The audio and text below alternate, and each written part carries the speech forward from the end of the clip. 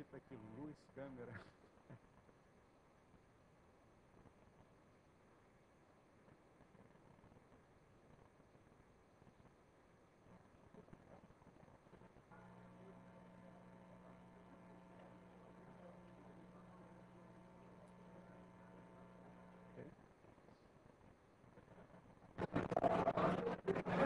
Ok. Bom dia, pessoal. Sejam bem-vindos a mais uma etapa do programa. Dessa vez nós contamos com uma série de novos estados e locais onde esse curso está sendo transmitido. E que está meio esquisito de ler, mas dá para ler. Nós estamos transmitindo para Alagoas, de onde eu vim recentemente, que é a minha terra natal, Amazonas, Bahia, Brasília, Campinas, São Paulo, Ceará, Espírito Santo, Goiás, Minas Gerais, Pará, Paraíba, Paraná, Pernambuco, Piauí, Rio Grande do Sul, Rio de Janeiro, Rio Grande do Norte, Roraima, Santa Catarina e Sergipe. Então, nós estamos prosseguindo na nossa tarefa de divulgar esse programa por mais e mais estados. A nossa finalidade é atingir todos os estados e, dentro de alguns estados, espalhar na rede. Infelizmente, o estado do Rio de Janeiro só tem aqui mesmo, né? Mas outros estados têm em várias cidades, eles retransmitem. Bom, esse programa, que é patrocinado pelo Instituto do Milênio, que é um órgão do Ministério de Ciência e Tecnologia, conta com dois apoios fundamentais. Um é o INPA, que é a casa onde nós trabalhamos aqui, e outro é a RNP, Rede Nacional de Pesquisa, que é realmente fundamental para que a gente possa divulgar o nosso trabalho por todo o país. E a Rede Nacional de Pesquisa tem mostrado que se trata de uma instituição extremamente bem capacitada e tem resolvido todos os problemas, graças também à ajuda da equipe do INPA, chefiada pelo Beauclerc. E então vocês já conhecem os professores, além de mim tem o professor Paulo César, o professor Wagner e o professor Morgado, e a gente vai se revezar aqui trabalhando com vocês.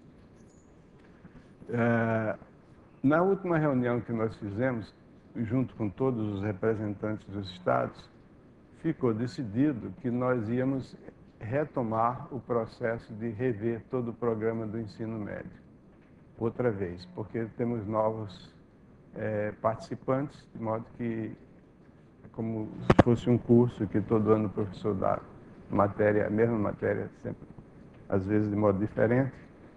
Então nós vamos começar a rever esses 3 livros que nós escrevemos há alguns anos atrás, que se intitulam A Matemática do Ensino Médio, que foi coleção escrita por nós 4. Tá? Então hoje nós vamos começar pelo início da matéria do primeiro ano. Eu queria, antes de começar a minha aula, dar a palavra ao professor Wagner, para ele esclarecer o método de trabalho.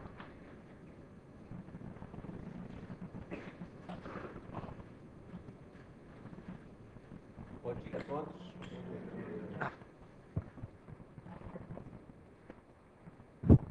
Um minutinho só. Vamos dar os horários. Bom, hoje começamos um pouquinho atrasado, mas normalmente às 9 horas. Começamos a primeira aula, que vai às 10h15.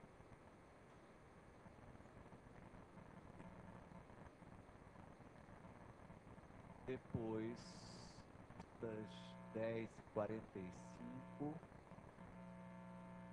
às 12h,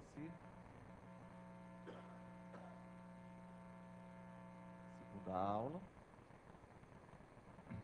Paramos para o almoço. Voltamos às 3h30. 3h30, 14h, 14h45.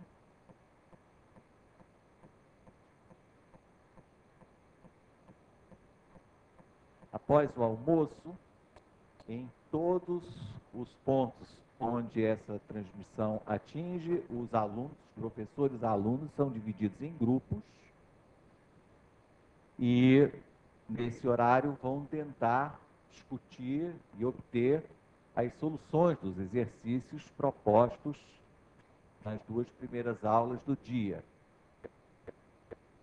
Naturalmente, a quantidade de exercícios deve ser um pouco maior do que o tempo que nós dispomos para a solução, mas não há obrigação de resolver todos, muito pelo contrário. O importante é conhecer bem os enunciados, entender bem e tentar alguma coisa, eventualmente conseguir uma solução e, na última sessão, discutir aqui com todos, última sessão de 15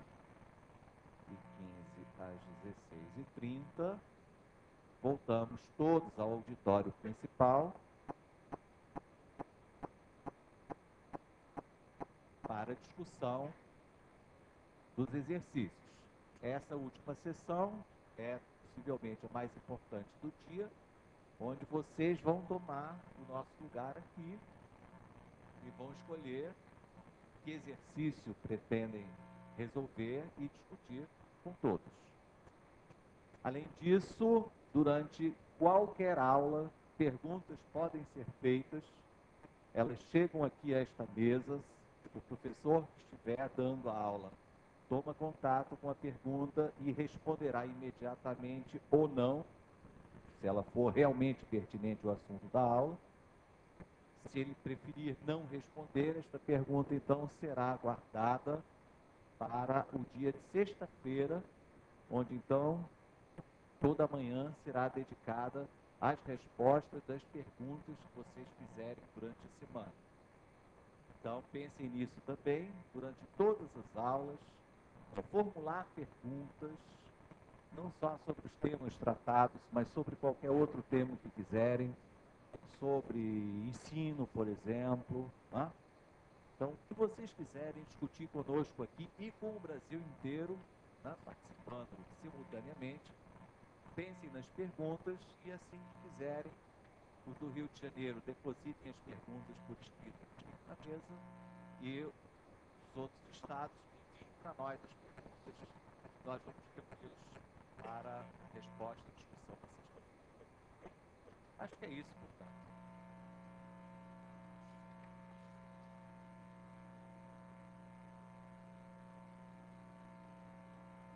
Alguma pergunta?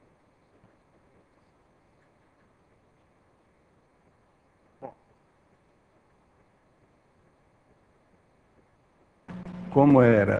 como tem sido a tradição,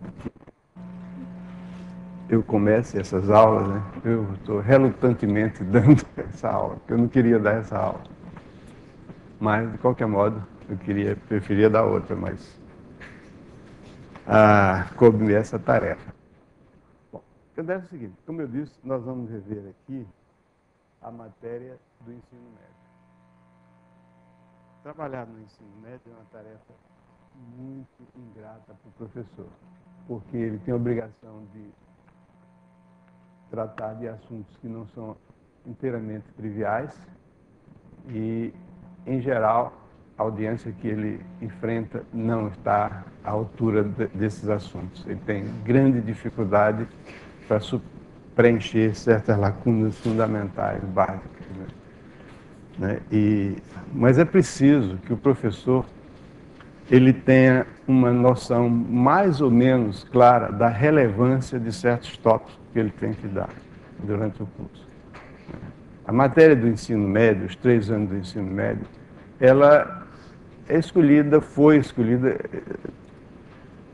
surpreendentemente de maneira bastante razoável. Você pode fazer críticas à escolha dos assuntos, então, faltando aquilo, faltando outra coisa, mas, de um modo geral, a matéria de matemática que se ensina nesses 3 anos do ensino médio, ela é compatível com a ideia do que significa o ensino médio, né? E é mais ou menos o mesmo programa em toda parte do mundo.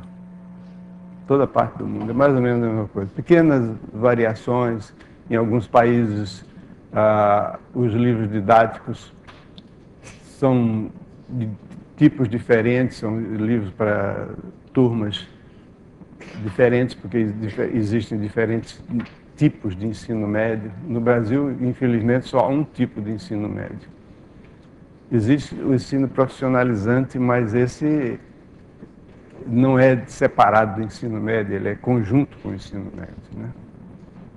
E então o professor, quando nós escrevemos esses livros aqui, a matemática do ensino médio, nossa ideia era de procurar transmitir para o professor o significado desses assuntos. Por exemplo, o primeiro ano começa, em geral, com noções de conjuntos, números naturais, números cardinais, números reais, e depois os tipos de funções que vão ficando cada vez mais sofisticados, começando com as funções afins, função quadrática, função polinomial, de um modo geral. E isso é mais ou menos o conteúdo desse nosso trabalho essa semana. Então, nós começamos com conjuntos. Houve uma certa época, uns 30 anos atrás, ou até 40, uma moda no ensino da matemática que constituiu a chamada matemática moderna, em que tudo era exposto, fundamentado e redigido e explicado em termos de conjuntos. Isso causou uma certa reação, porque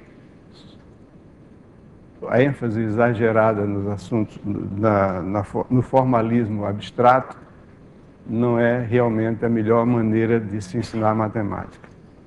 Tem piadas, como, por exemplo, o aluno chegou em casa e o pai perguntou: o que você aprendeu na escola hoje? O menino, ele disse: aprendi a somar números. E o pai pergunta: você aprendeu quanto é que 5 mais 3? Ele disse: olha, papai, 5 mais 3 é igual a 3 mais 5, pela propriedade comutativa da adição. Então, quer dizer, isso aí é uma piada, evidentemente, provavelmente nunca aconteceu, mas ilustra a ênfase que era posta nessas coisas, propriedades comutativas. Não que essas coisas não sejam importantes, são importantes. A propriedade comutativa é uma coisa importante, que mais tarde ele vai ver que nem tudo é comutativo, nem todas as operações comutam, né? E tem aquela história de você calça o sapato primeiro e a meia depois. Não pode. Então, tem que ser a primeira meia, depois o sapato. Então, essas coisas que ilustram, mas a ênfase era mal colocada. De qualquer modo, o que eu queria dizer é o seguinte: após essa onda fortíssima de matemática moderna, surgiu uma reação muito forte, né, em vários países do mundo contra esse exagero de formalismo.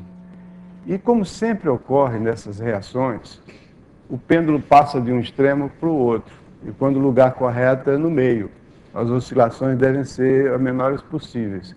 Então, hoje em dia é muito comum, você pega livros de colégio e vê assim, não tem mais nada de conjuntos. Isso é errado. Toda a matemática, hoje em dia, toda ela é formulada em termos de conjuntos. Toda. Por quê? Porque os conjuntos, na verdade, eles substituem as noções mais vagas e mais difíceis de lidar com elas, que são propriedades, condições que certos objetos têm que satisfazer, ou, falando de uma forma mais profissional, sentenças abertas definem conjuntos. Por que essa predominância? Por que os matemáticos preferiram lidar com conjuntos em vez de lidar com propriedades? Conjunto é a mesma coisa que propriedade. Todo conjunto é definido, para se ter um conjunto é formado por elementos. Um conjunto A possui elementos. Um objeto pertence ao conjunto quando o objeto é um elemento desse conjunto, a gente escreve A pertence a A. Todo mundo sabe disso. Quando não pertence, a gente escreve assim. Muito bem, mas quais são os elementos que pertencem ao conjunto? Para especificar o conjunto, a gente tem que dizer uma propriedade, uma condição, ou dar uma sentença aberta, que é satisfeita para os elementos, que é verdadeira, quando os elementos pertencem ao conjunto. Por exemplo, o conjunto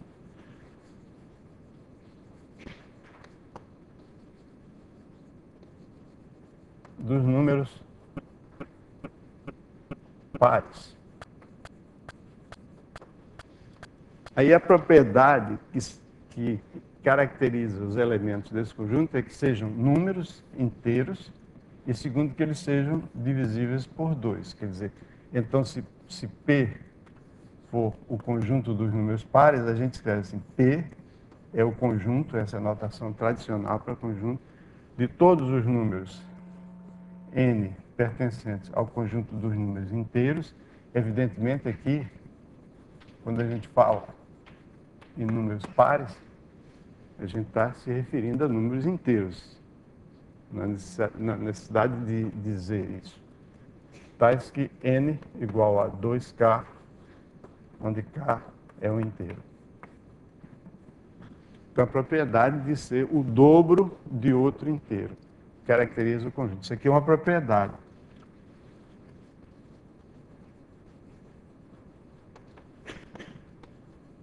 Então, para que o conjunto fique definido, é preciso que a gente estabeleça quais são as propriedades que são características do conjunto. Ou então pode ser dito como sendo uma condição. É a mesma coisa. Condição para que o número pertença, um elemento pertença a esse conjunto é que ele seja um número inteiro e que ele seja múltiplo, ou 2 vezes outro número inteiro. Agora aqui tem uma pequena questão de linguagem, que eu sou meio exigente quanto a isso. É o seguinte: é muito comum a gente ver aqui, os meus colegas do IMPA dizem isso muito, e às vezes eu até, apesar de tentar me policiar, às vezes digo também, mas está errado. A gente não deve dizer satisfaz uma propriedade. Ninguém satisfaz uma propriedade. Um objeto ou tem uma propriedade ou não tem, ou possui a propriedade ou não possui. Ele satisfaz uma condição. Satisfazer uma propriedade é a mesma coisa que ter uma condição. Não existe possui uma condição, não é. Então, satisfaz uma condição ou possui uma propriedade. Então, se você pega um livro muito antigo de matemática, vai na biblioteca do INPE e pega um livro de aritmética de Arão Reis. Esse existe, esse livro. Arão Reis era um engenheiro que fazia parte, chefiava a comissão que planejou a cidade de Belo Horizonte. E ele é autor de vários livros de matemática da época, no final do século XIX, começo do século XX. E você não vai ver, eu estou dando um exemplo, como todos os livros da época, você nunca vai ver a palavra conjunto lá. Se vir por acaso a palavra conjunto é esporádica, não no sentido que a gente usa atualmente. Então, por que as pessoas, os matemáticos, de um certo tempo para cá, colocaram tanta ênfase na noção de conjunto que a noção de conjunto ficou sendo a coisa fundamental em matemática? Toda a matemática é feita em cima de conjuntos, por causa das características dessa noção. Ela permite dar à matemática 2 coisas que são fundamentais na matemática: precisão e generalidade. Propriedade é uma coisa meio vaga. Você, por exemplo, os conjuntos, eles possuem uma álgebra. Você pode operar com conjuntos. Dados 2 conjuntos, pode fazer operações com ele, pode relacionar assim, desse tipo de inclusão, etc. Propriedades é muito mais difícil. Você pode falar em conjunção de 2 propriedades satisfeitas simultaneamente, né? Ou então uma propriedade implica noutra, que corresponde a essas 3 coisas. Mas essa álgebra tem certas propriedades, tem certas características de manipulação. Por exemplo, você tem assim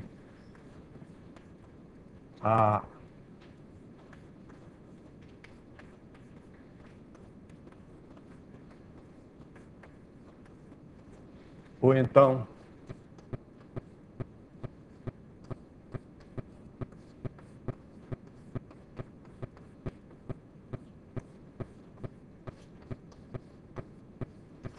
são coisas assim que facilitam a utilização da noção de conjunto. Tá? Por isso é que chega de propaganda de conjuntos. Né? Vamos falar então sobre...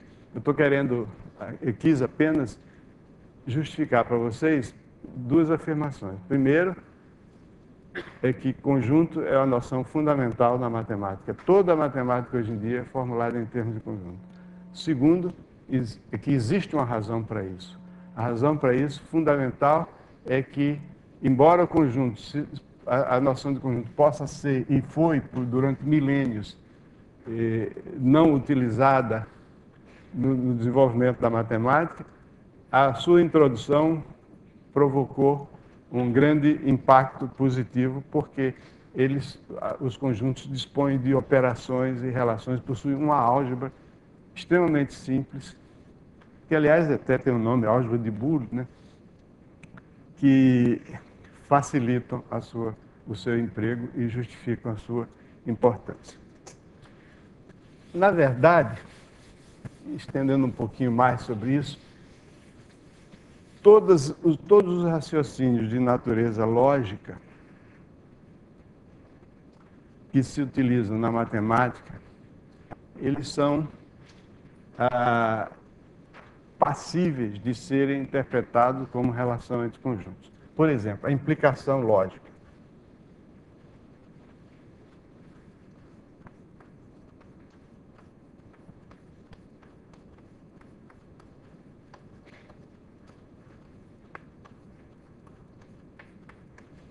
Implicação lógica é assim, uma propriedade P implica uma propriedade Q.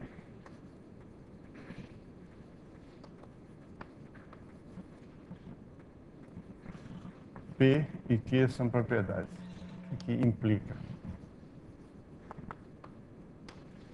Então, essa relação P implica Q se traduz em termos do conjunto da seguinte forma, seja A o conjunto dos objetos que tem a propriedade P. E B, o conjunto dos objetos que tem a propriedade Q. Então, quando a gente diz que P implica Q, isso significa que o conjunto A está contido no conjunto B. Quer dizer, todo objeto que satisfaz a condição A, que goza da propriedade A, goza da propriedade P, desculpe, gozam também da propriedade Q. Todo objeto que pertence ao conjunto A pertence obrigatoriamente a B. Então, essa é a relação de inclusão. Portanto, a implicação corresponde à inclusão do conjunto. Por exemplo, eu estou querendo aqui ilustrar o fato de que, eu vou ilustrar com dois exemplos, duas situações específicas, o fato de que noções de natureza lógica elementar se traduzem em noções sobre conjuntos. Então, não há necessidade nenhuma. Houve, durante uma época, uma tentativa de impor que, para se estudar matemática, tem que se saber lógica. Lógica matemática é um assunto interessante, não trivial, que pode ser estudado e deve ser estudado por pessoas que têm interesse e inclinação por aquilo. Agora, a afirmação de que lógica é indispensável para se aprender matemática é absolutamente falsa. Aqui, por exemplo, o INPA tem em seu corpo de pesquisadores alguns dos mais destacados matemáticos brasileiros. Eu duvido que eles saibam lógica. Um ou outro pode até saber, mas em geral, ninguém sabe. Né? O que toda a parte de lógica que a gente precisa fazer é baseado no raciocínio do senso comum, do bom senso, e, se você quiser formalizar, reduza tudo a noções de conjunto.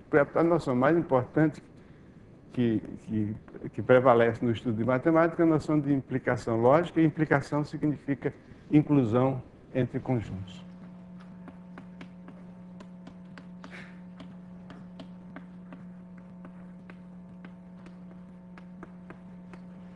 Por exemplo, seja A o conjunto dos números pares e B o conjunto dos números, B, o conjunto dos números pares, e A o conjunto dos números múltiplos de 4. Evidentemente, todo múltiplo de 4 é par. Quer dizer, se o número é múltiplo de 4, então ele obrigatoriamente é um número par, então A está contido em B. Então, isso corresponde, do ponto de vista de propriedade, P é a propriedade do número ser par, e Q é a propriedade do número... P é a propriedade do número ser múltiplo de 4 e Q é a propriedade do número ser par. Então, P implica Q. Okay? Toda vez que nós temos uma implicação lógica, isso significa inclusão entre conjuntos. Outro exemplo em que o raciocínio lógico se traduz e é substituído por uma noção relativamente a conjuntos. Consideremos um conjunto U, que é pedantemente chamado como conjunto universo. Conjunto universo significa o objeto do discurso, o tema que está sendo discutido, o assunto em pauta. Esse é que é o universo do discurso, conjunto universo. Por exemplo, se eu estiver falando em aritmética, o conjunto universo é o conjunto dos números inteiros. Se eu estiver falando de cálculo, análise matemática, o conjunto universo é o conjunto dos números reais ou o conjunto dos números complexos, se for análise complexa. Então, o conjunto universo tem esse nome pedante, mas significa apenas isso. O assunto em pauta, o tema da conversa. Ok? Então, quando a gente diz que é o conjunto universo, isso significa que todos os conjuntos que eu vou mexer, com os quais eu vou lidar, são subconjuntos dele, estão contidos nele. Então, eu tenho um conjunto, por exemplo, se U é o conjunto dos números inteiros, A, digamos, o conjunto dos números pares. Então, o complementar de A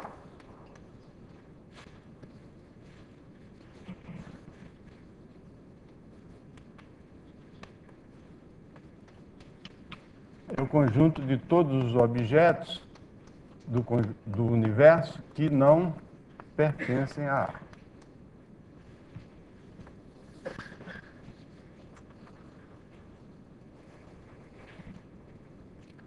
Então, essa noção de complementar tem duas propriedades, que são características. A primeira é que a reunião de qualquer subconjunto de U com o seu complementar dá o U inteiro. E a segunda é que a interseção de A com o complementar de A é vazia. Esse símbolo significa o conjunto vazio, esse é um dos conjuntos mais intrigantes, né? Um conjunto que não possui elementos, ele foi incluído para evitar exceções nos enunciados. Se eu abolisse o conjunto vazio, eu teria que fazer cada enunciado, teria que abrir um parêntese e dizer exceto tais casos. Então, para evitar isso, se introduziu o conjunto vazio, que é realmente uma coisa útil. Então, nós temos essa propriedade. É claro que um elemento não pode estar no conjunto e no seu complementar ao mesmo tempo. E que o elemento ou está no A ou não está. Então, essas duas propriedades de conjuntos, elas se traduzem em princípios de lógica. Esse aqui é o princípio do terceiro excluído.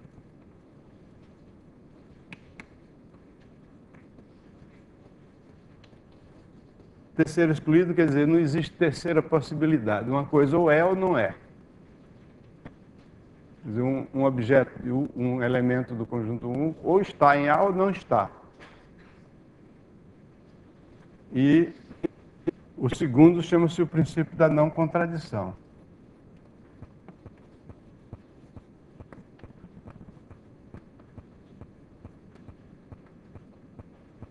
Quer dizer, uma coisa não pode ser e não ser ao mesmo tempo.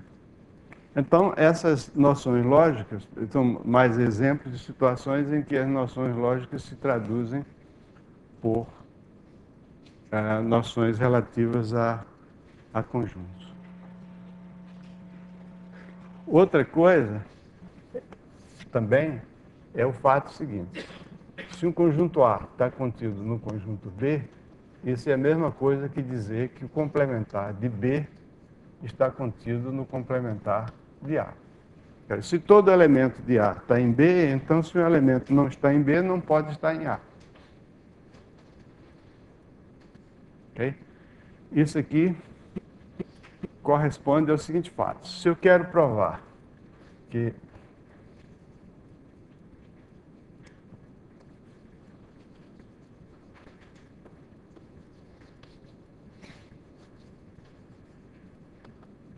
agora vamos traduzir isso aí logicamente, em termos de proposições. Se eu tenho uma afirmação P implica em uma afirmação Q, isso aqui é a mesma coisa que dizer que a negação de Q implica na negação de P.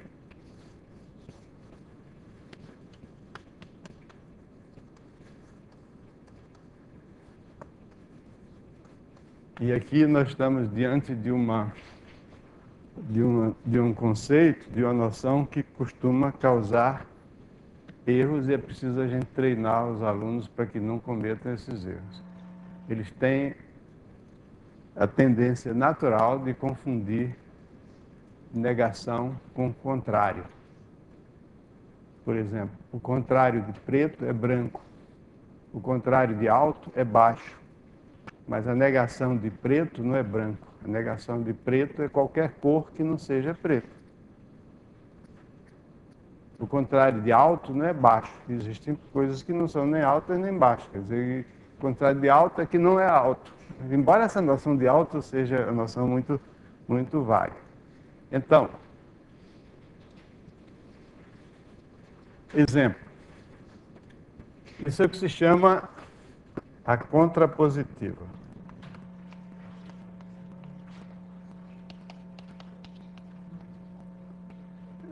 Eu tenho uma implicação, isso aqui é a contrapositiva dessa implicação. Por exemplo,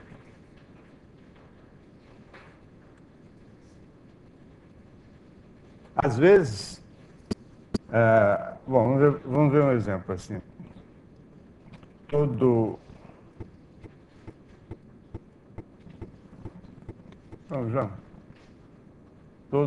número, já vou ficar sempre nesse exemplo, múltiplo de 4 é par. Isso é uma afirmação, isso é uma implicação. Se o número é multiplicado, então ele é par. A propósito, essa implicação a gente lê costumeiramente assim: se P, então Q. E uma tendência que deve ser evitada é escrever isso. Essa frase aqui, se P, então Q, simbolicamente se escreve assim. Há uma tendência que deve ser evitada de escrever assim. E isso você encontra em alguns livros. Como se essa seta dupla significasse então. Essa seta dupla significa implica. se P, o que está escrito ali é uma frase incompleta. O que está escrito aqui é uma frase incompleta. Se P implica quem, então está faltando alguma coisa, porque isso aqui não significa então, significa implica. Isso aí deve ser evitado. Não se deve escrever isso. Bom, mas voltando aqui, todo número múltiplo de 4 é par. Isso é a mesma coisa que se, é a mesma coisa que dizer, se n é múltiplo de 4, então n é par.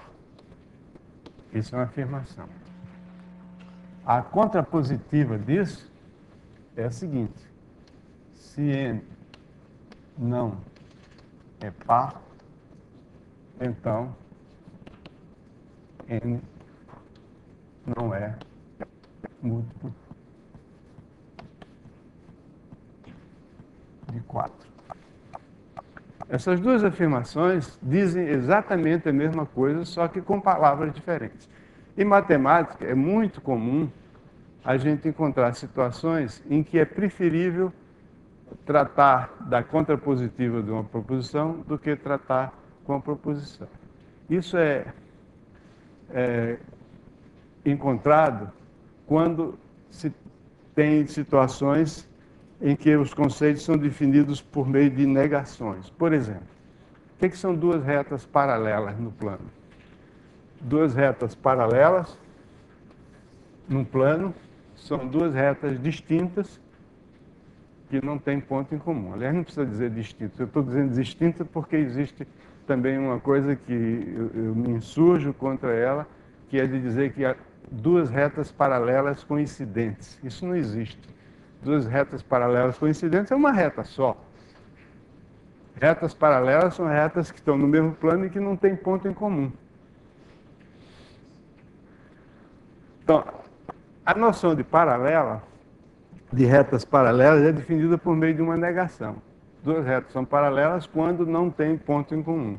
Então, em geral, quando a gente quer provar que duas retas são paralelas em geometria, a gente prova isso pela afirmação contrapositiva. A gente usa a noção de demonstração por absurdo.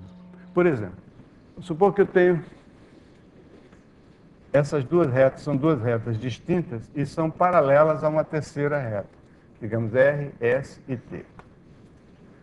Se R é diferente de S.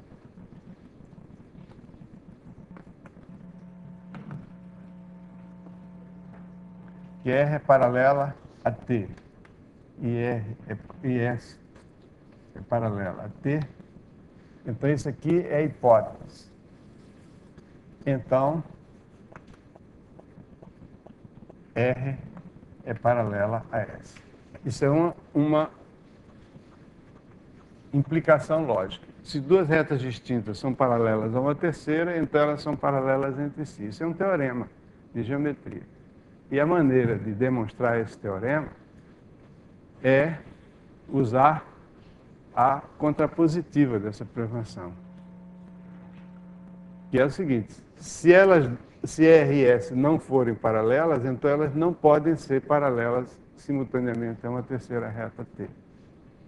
É a contrapositiva. Todos os teoremas em geral, todos é uma afirmação muito ampla. Eu vou abrir uma pequena exceção por garantia. Praticamente todos os teoremas sobre paralelas a gente demonstra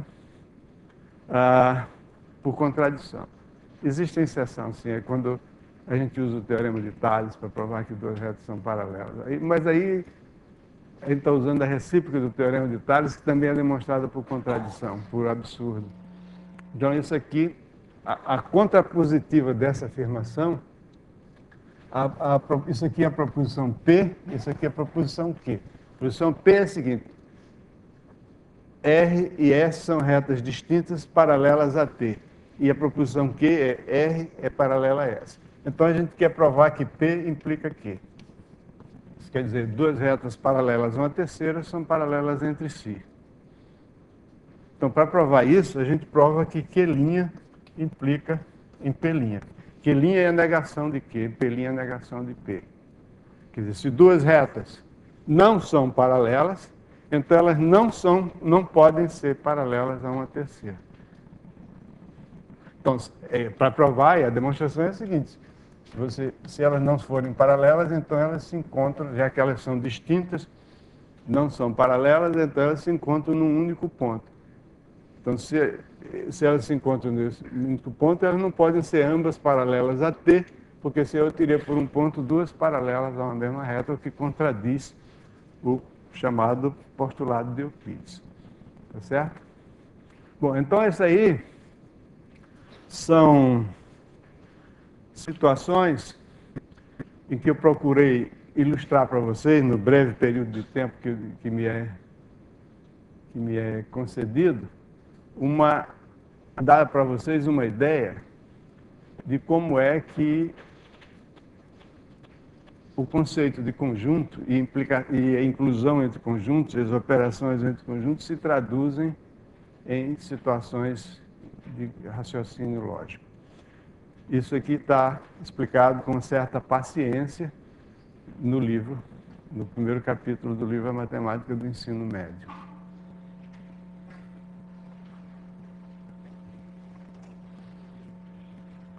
Bom, agora, conjuntos constituem um elemento auxiliar. A não ser que a pessoa se dedique explicitamente a um ramo da matemática chamado teoria dos conjuntos, que está estritamente ou estreitamente ligado com lógica. Conjunto para um matemático profissional e para um professor de matemática também é uma noção auxiliar. As noções fundamentais das quais a matemática se ocupa são número e espaço. Tudo em matemática se reduz a tratar questões relativas a números e a espaço. Espaço significa formas geométricas. Tá? Às vezes, não, mas espera aí, teoria das matrizes não é número. É sim. E é espaço também, porque matriz está ligado com transformações lineares, etc. De modo que tudo se reduz em matemática a número e espaço, esses são os conceitos mais importantes, e é por isso que a matemática é tão relevante na vida humana, porque ela se ocupa de duas coisas que estão entre as coisas mais importantes do universo. Bom, então, como eu disse, né, conjuntos constituem um instrumento auxiliar, mas os objetivos principais da matemática são estudar números e coisas relativas a números, e espaço e coisas relativas ao espaço. Ok? Bom, como eu disse a vocês, eu gostaria muito que vocês lessem esses capítulos iniciais do livro, porque nós temos aqui muito pouco tempo. Aliás, uma coisa a propósito, por favor, não digam espaço de tempo, não. A gente ouve tanto isso, espaço de tempo. Espaço de tempo é um negócio absurdo. Espaço e tempo são duas coisas tão diferentes. Não existe espaço de tempo. É a mesma coisa que dizer água de pedra, sei lá. Espaço de tempo não tem. Intervalo de tempo, aí sim, intervalo de tempo, mas espaço de tempo não. Sou contra. Bom, então aqui nesse capítulo inicial tem um monte de recomendações, assim, não faça isso, não faça aquilo, né? Ter cuidado, por exemplo, uma das coisas mais importantes é a pessoa ter consciência de que o que é resolver uma equação. Resolver uma equação consiste numa série de implicações, em geral, implicações lógicas. Quando a gente está resolvendo equações, nem sempre a gente se dá conta de que a nossa resposta não é a resposta correta, a não ser que essas implicações sejam reversíveis. Quando você tem uma implicação do tipo P implica Q, a gente diz que P ler isso assim, de várias maneiras. Primeira maneira, P implica aqui. Outra coisa é, se P, então Q. Outra forma de ler isso aqui é P é condição suficiente para Q. O Q é condição necessária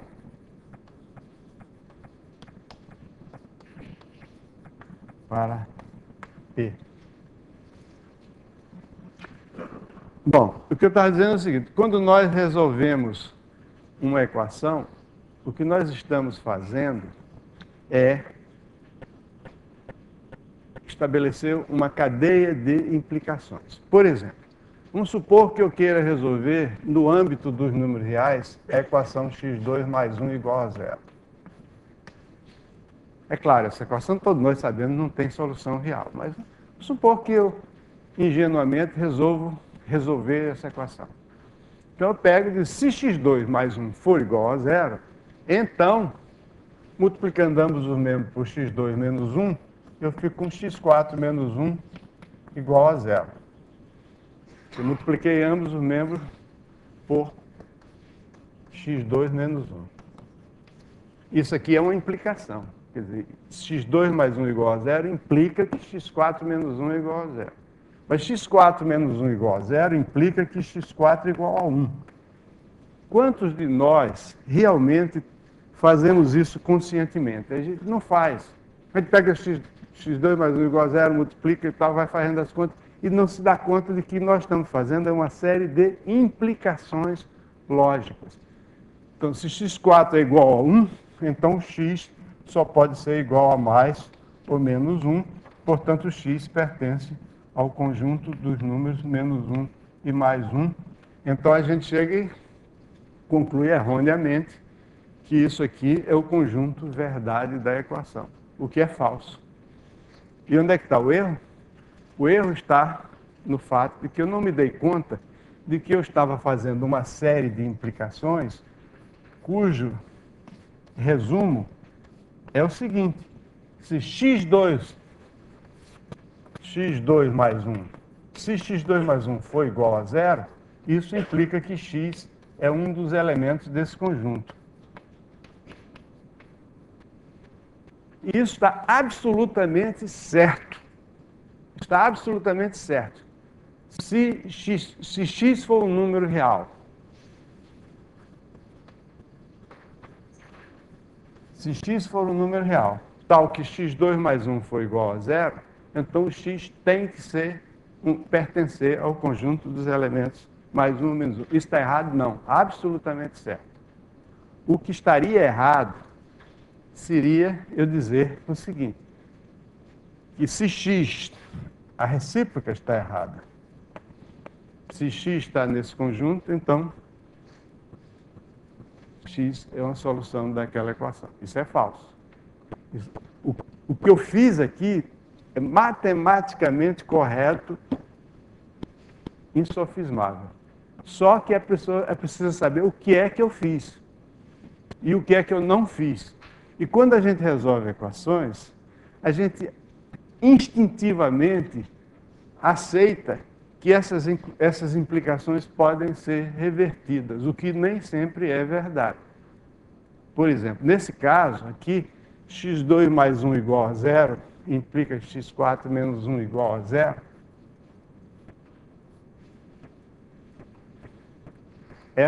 Essa implicação aqui não pode ser revertida. Quer dizer, isso aqui implica nisso, mas isso não implica, a volta não vale. Quer dizer, se x4 menos 1 igual a zero, isso aqui é equivalente a dizer que x4 é igual a 1, isso aqui significa dizer que x é igual a mais ou menos 1, isso significa que x pertence a essas três passagens, que se eu tivesse que resolver não essa equação original, mas essa aqui, x4 menos 1 igual a zero, aí eu podia voltar e concluir que o x tem que ser mais ou menos 1. Então, uma coisa que a gente precisa ter sempre em mente. Resolver uma equação, o processo algébrico de resolver uma equação ou um sistema de equações é uma sequência de implicações. E quando a gente chega no fim, que a gente diz que aquelas são as raízes das equações, aí a gente está fazendo uma afirmação que não foi aquilo que nós provamos. A gente está admitindo implicitamente que as implicações que nós utilizamos podem todas ser revertidas, e isso não é verdade. Por exemplo, essa implicação aqui não pode ser revertida porque a equação x4 menos 1 igual a zero é assim, x2 menos 1 multiplicado por x2 mais 1. Então, isso aqui, x4 menos 1 igual a zero, significa que ou x2 menos 1 igual a zero, ou, quer dizer, quando o produto de dois números é zero, um desses dois números tem que ser zero. Então, o x4 menos 1 igual a zero não implica necessariamente que esse fator aqui seja zero. Não implica. Porque esse fator aí nunca é zero. Eu tenho um produto de dois números que é zero, um dos dois é zero. Não significa que qualquer um dos dois que eu pegar tem que ser igual a zero. 3 vezes zero é igual a zero, mas 3 não é zero. Então, essa implicação aqui não pode ser revertida. E o que eu provei aqui foi que se existisse algum número cujo quadrado, se existisse algum número real cujo quadrado somado com 1 desse zero, então esse número tinha que estar aqui nesse conjunto. Bom, isso é afirmação vazia. Quer dizer, o conjunto vazio é um subconjunto de qualquer conjunto. Isso é uma coisa que intriga a gente. O conjunto vazio é contido em qualquer outro conjunto. Por quê? Como é que eu provaria que isso aqui é falso? Se isso aqui é verdadeiro, essa afirmação aqui é verdadeira, porque é impossível mostrar que ela é falsa. Se não é falsa, é verdadeira. Não tem terceiro excluído. Não existe o terceiro. Ou está ou não está. Ok? Por que o conjunto vazio a gente admite que ele está contido em qualquer outro? Porque quando a gente quer mostrar que um conjunto B não está contido em A, a gente mostra um elemento de B que não pertence a A. Então, para mostrar que o conjunto vazio não está contido em A, eu teria que pegar um elemento do conjunto vazio que não estivesse em A. Mas elemento do conjunto vazio, isso não existe. Então, o conjunto vazio está contido em qualquer um. Então, essa afirmação aqui é absolutamente, essa implicação é absolutamente verdadeira. Implicação. Se por acaso, é como eu dissesse assim, eu estou numa turma dando aula, então vai ter uma prova. Todo aluno que tiver 5 metros de altura vai tirar 10 na prova sem precisar fazer a prova nem nada. E eu vou corrigir todas as provas com o máximo rigor. Quem tiver 5 metros vai tirar 10. Claro, eu não menti. No fim, deu a nota a todo mundo e não menti. A minha informação, como não tem ninguém que tenha 5 metros, eu não disse nenhuma mentira. Tá? Se tivesse, aí eu teria que dar 10, mas não tem. Pelo menos por enquanto. Bom, então você colocou de passagem, mas talvez valesse a pena comentar um pouco sobre a questão da condição suficiente e necessária, né? Que é algo que as pessoas... tem aquela observação do Morgado, que é citada aqui como o ACM. O ACM, ele não gostou, porque vão pensar que é o outro ACM. Mas esse ACM é muito mais importante do que o outro. E esse ACM você sabe que ele é Augusto César, né? Não é pouca coisa. Augusto César. Brincadeira, hein? Puxa vida. O Morgado chamou a atenção para a gente, com sua vasta experiência de ensino, que os alunos, em geral, aceitam a condição suficiente tranquilamente, mas necessária, reagem, não sabem dizer. Talvez a razão para isso, eu me dei o luxo de bancar o filósofo um pouquinho. Por que será isso? A observação dele é correta, mas por que será? A razão é a seguinte: a condição suficiente é sempre uma coisa mais forte. Isso aqui já é suficiente para fazer aquilo. Então, quer dizer, eu estou dando uma amostra de força. A condição necessária é uma coisa mais fraca. Quer dizer, é necessário que você tenha isso, mas não basta, é preciso ter isso e mais alguma coisa. Tá? Então, por exemplo, para que... Às vezes a condição é necessária e suficiente, às vezes é só necessária, às vezes é só suficiente. Vou dar um exemplo, por exemplo. Já porque a gente está naquela história do múltiplo de 4, para que o número seja múltiplo de 4, é necessário que ele seja par, mas não é suficiente. Agora, para que o número seja par, é suficiente que ele seja múltiplo de 4. É suficiente, mas não é necessário. Então, ficar sempre nesse múltiplo de 4, que me poupa o trabalho de ficar procurando exemplos assim. Já conversei com esse, vai com esse até o fim. Ok? Então, mais uma vez, eu queria terminar essa partezinha de conjuntos com essa sugestão que eu faço para vocês, de lerem esse capítulo inicial com alguma atenção. É cheio de recomendações, de dicas e de sugestões, etc., que podem ser úteis para o professor. Entendam o seguinte, que essa nossa conversa aqui é para esclarecer a vocês, que dão aula no ensino médio, sobre o significado dessas coisas, mas não quero que vocês cheguem na sala de aula e fiquem conversando exatamente com os alunos do mesmo jeito que a gente está conversando aqui. Isso aqui é conversa para gente grande. Bom, então vamos falar de números naturais.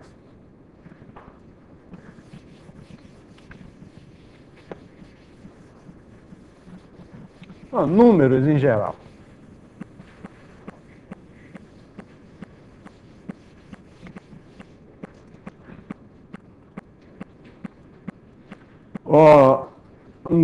Um grande matemático, um dos maiores que o mundo já conheceu, chamava-se Leonardo Euler.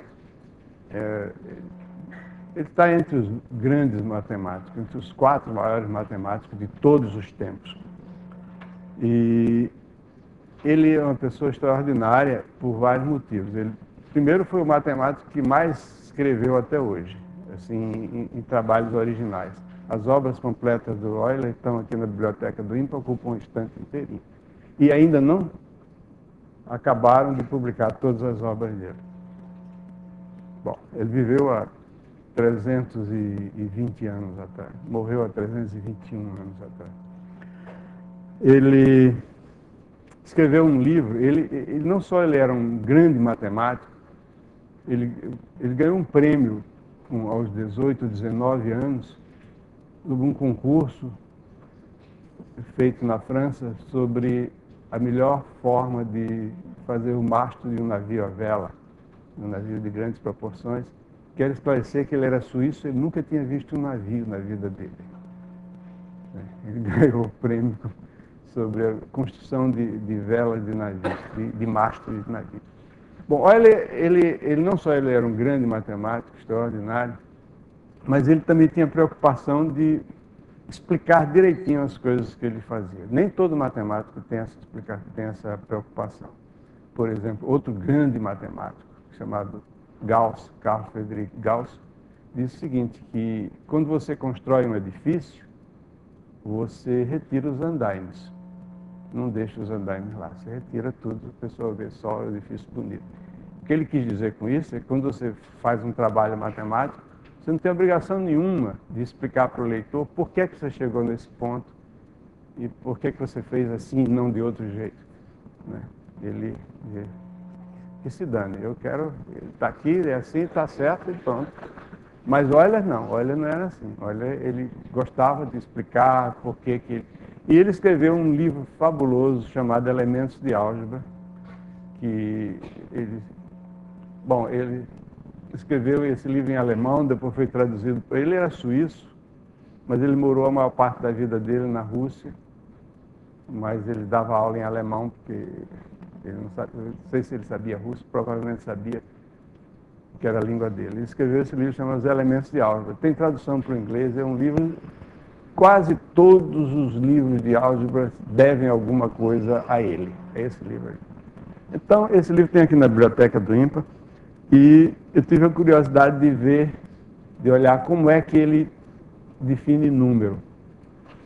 E, por coincidência ou não, era a mesma definição de número que o meu professor de matemática, que foi meu professor no ensino secundário, da primeira à quarta série, naquela época, que hoje seria quinta ou oitava, é a mesma definição que ele dava. Quer dizer, número é o resultado de uma medida ou de uma contagem. Ou melhor, número é o resultado da comparação de uma grandeza com a unidade. Essa é a definição. Número é o resultado da comparação de uma grandeza com uma unidade. Se essa grandeza for discreta, essa comparação chama-se uma contagem e o resultado é um número inteiro. Se essa grandeza for contínua, o resultado é um número que pode ser racional, pode ser inteiro, se a grandeza tiver, a unidade tiver contido exatamente o número de vezes na grandeza que se quer medir. Pode ser um número racional, se a unidade e a grandeza que se quer medir tiverem um submúltiplo comum, ou pode ser um número irracional, se a grandeza e a unidade não tiverem nenhum submúltiplo comum. Nesse caso, elas se chamam grandezas incomensuráveis. E aqui está uma observação também. Por favor, não diga uma quantidade incomensurável de formigas, estava no meu piquenique ontem. Não, incomensurável, inclusive os dicionários dizem incomensurável é aquilo que não pode ser medido. Está errado. Incomensurável não é uma coisa, não é uma propriedade de uma grandeza. Incomensurável são duas coisas, pelo menos. Duas coisas são incomensuráveis, né? Eu sou um indivíduo incompatível. Não, isso não tem sentido. Eu sou uma pessoa incompatível. Duas pessoas são incompatíveis, né? Duas grandezas são incomensuráveis ou não. Primeiro, um dos primeiros exemplos, há controvérsias históricas quanto a isso, mas esse pode não ter sido o primeiro exemplo, mas é o mais interessante, de grandezas incomensuráveis, é o lado e a diagonal do quadrado. O lado e a diagonal do quadrado são grandezas incomensuráveis. Quer dizer, é impossível você achar um segmento, por menor que seja, que esteja contido um número exato de vezes no lado e na diagonal do quadrado. Essa descoberta foi uma coisa que causou um impacto negativo muito grande, um verdadeiro desastre na concepção dos pitagóricos, que é uma seita filosófico-religiosa que existia no sul da Itália, e que na época era uma colônia grega, e eles acreditavam, eles defendiam o ponto de vista que os números governam o mundo. E para eles, número significava número inteiro. No máximo, ele admitia números fracionários, que eram razão entre dois números inteiros. Mas então, um dos elementos da seita descobriu que ele não podia escolher uma unidade para medir simultaneamente o lado e a diagonal do quadrado. Isso foi um desastre. Se os números governam o mundo, como é que você não pode medir a diagonal de um quadrado tomando uma unidade que seja compatível, comensurável com o lado? Bom, a solução seria inventar os números irracionais, mas isso aí foi uma coisa que se veio muito mais tarde. Bom, então número é isso. Número é o resultado da comparação entre uma grandeza e uma unidade. Vou repetir. Se a grandeza for discreta, essa comparação se chama contagem e o resultado é o número inteiro. Se a grandeza for contínua, essa comparação pode levar ao número inteiro, a um número racional ou a um número irracional, conforme a grandeza que se quer medir e a unidade sejam comensuráveis ou não. Se são incomensuráveis as duas, então o número é um número irracional.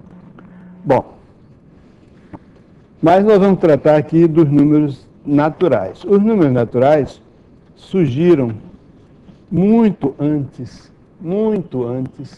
dessa ideia de medição de grandeza. A primeira coisa que veio foi a contagem. Contagem é uma coisa muito mais natural do que, muito mais simples, muito mais elementar, ao alcance de um indivíduo, de um povo não civilizado, do que a medida. A contagem é saber quantas cabras tem no meu rebanho, quantas frutas tem na minha colheita, etc.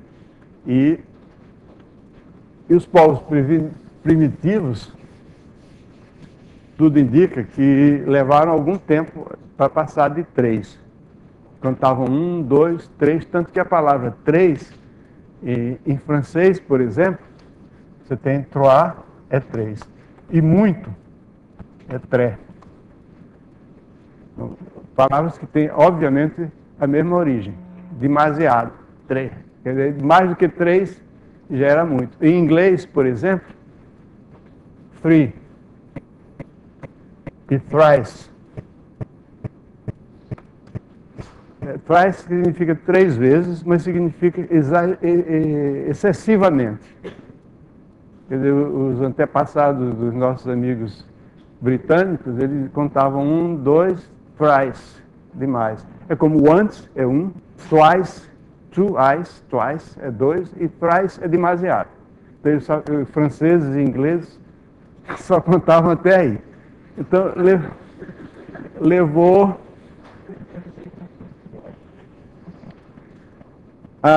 bom, e os alemães parece que cantavam um pouquinho mais adiante, porque em alemão, vier é 4 e fi é muito. Então, o alemão dava um passo na frente. Bom, então levou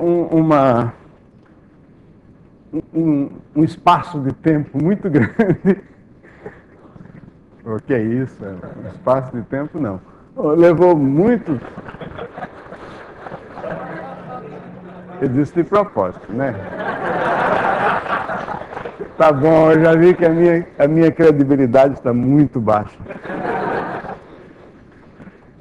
Levou muito tempo para que a humanidade desenvolvesse a ideia de número natural, essa sequência 1, 2, 3, 4. Eu não começo com 0. Essa é questão, 0 é um número natural ou não? Isso é uma pergunta idiota, não tem significado. Se a pessoa quiser começar com 0, começa. 0, 1, 2, mas acontece o seguinte, os números naturais foram inventados como sendo uma espécie de unidade de medida para contagem. E ninguém começa contando 0, 1, 2, 3. Eu não conheço ninguém que comece contando 0, 1, 2, não. Só se você quiser enganar um menino, dizer, eu vou te dar 3, você me dá 5 coisas, aí começa 1, 0, 1, 2, 3, 4, 5, aí eu tenho com 6, né? Mas o problema não é se começa com 0 ou não começa com 0. Eu começo com 1. Mas... Ok, então levou um certo tempo, levou milênios, né, para que a humanidade desenvolvesse tivesse uma ideia muito clara do que é que significam esses símbolos, 1, 2, 3, ou essa ideia. Eu não concordo com o processo de começar a estudar números naturais mediante a comparação de 2 conjuntos, saber 2 conjuntos têm o mesmo número de elementos, se existe uma objeção entre eles. Não é assim, não. Isso vem depois. Primeiro vem o número substantivo, depois o número adjetivo. O número natural substantivo é 1, 2, 3, 4, 5, 6, são substantivos. Agora, o número adjetivo, hoje em dia, não tem nenhum professor de português aqui, não. Se tiver, não fala isso, porque antigamente, e em todas as outras línguas, menos o português, duas pessoas, em português, 2 tem 2 gêneros, né? É a única língua que eu conheço que é assim. 2 masculinos e 2 femininos. Em nenhuma outra língua tem isso. Até espanhol, que é uma língua parecida com a nossa, é dos mesmo. 2 ninhas, 2 ninhos, né? Igual. Mas, o que eu estava dizendo, levou...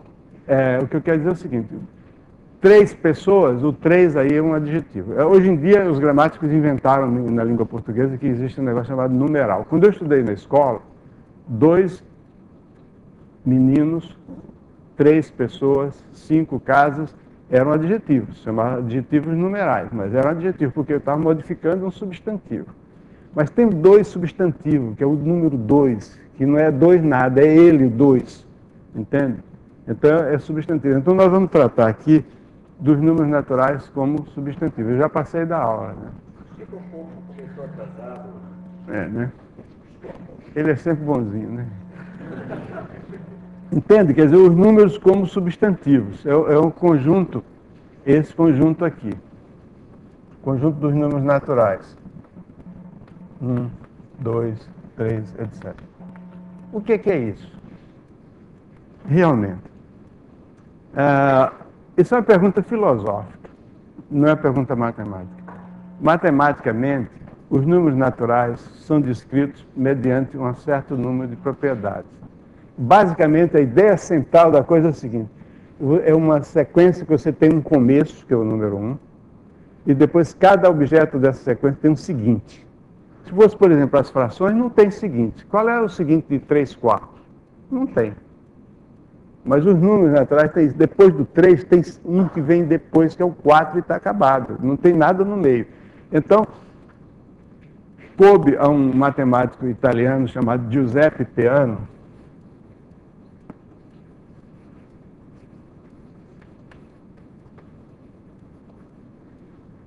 estabelecer um certo número de propriedades, de afirmações que são verdadeiras para os números naturais, que tudo que se pode dizer ou provar de verdadeiro sobre números naturais é consequência dessas afirmações que são chamados os axiomas de Peano. Os axiomas de Peano são o seguinte. Primeiro, é baseado na noção de sucessor. Todo número natural tem um único sucessor, que também é um número natural. Todo número natural tem um sucessor. Segundo, dois números com o mesmo sucessor são iguais.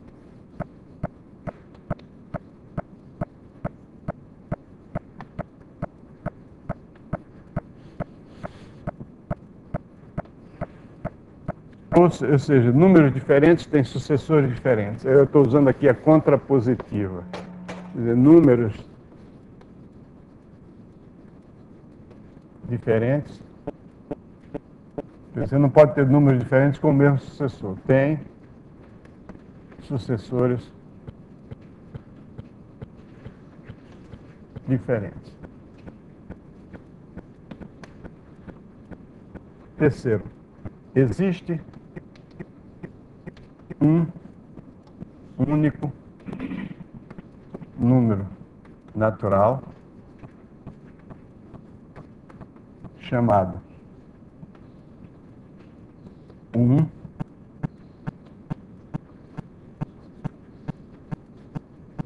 que não é sucessor de nenhum outro.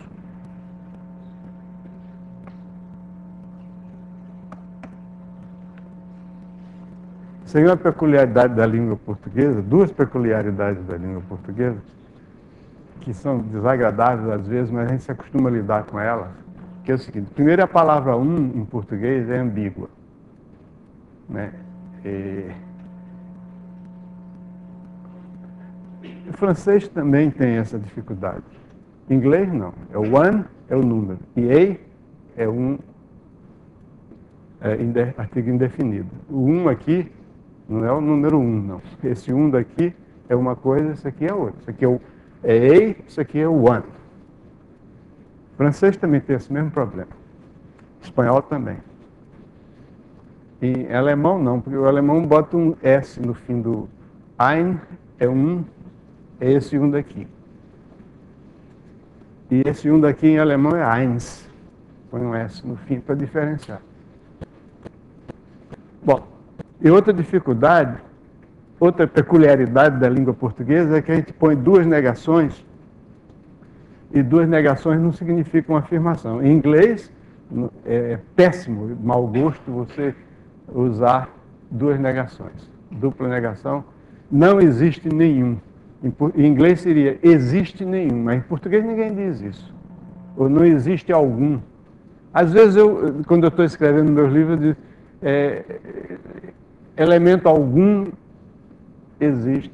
Elemento algum significa nenhum, mas a gente não diz nenhum. Mas em português isso é perfeitamente acesso. Não é sucessor de nenhum outro. E, finalmente, o axioma da indução.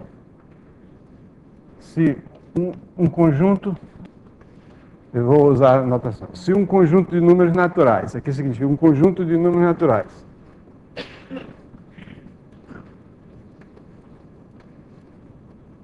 que se um conjunto de números naturais contém o número 1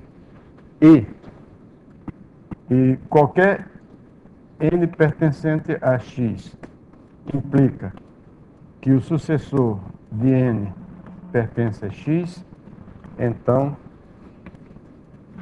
esse x é todos os números naturais. Esse sucessor de n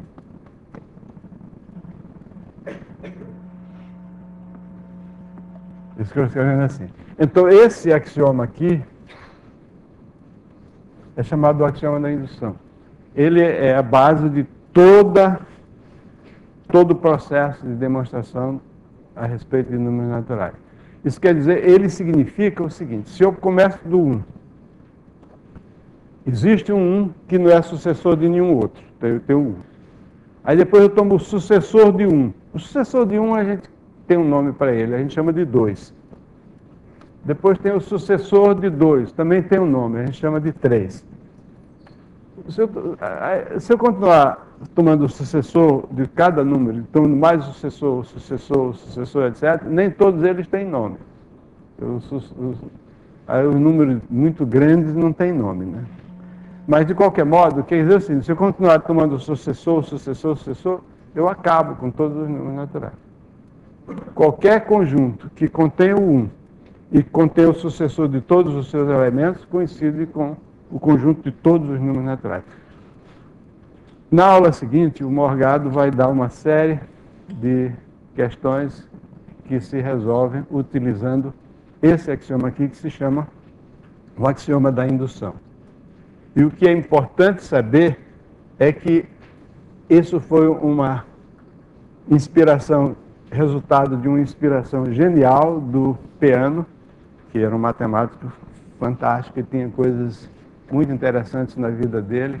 Ele inventou uma língua chamada interlíngua, que é muito mais lógica, mais simples do que o Esperanto, e que ele queria que fosse a língua usada universalmente. Inclusive, na biblioteca do INPA tem 2 livros de matemática escritos nessa língua. É uma língua tão simples, tão objetiva, que qualquer pessoa pode pegar e ler. Qualquer pessoa cuja língua materna seja uma de 9 línguas europeias que ele escolheu, e a gramática dela tem 4 páginas. A gramática tem 4 páginas.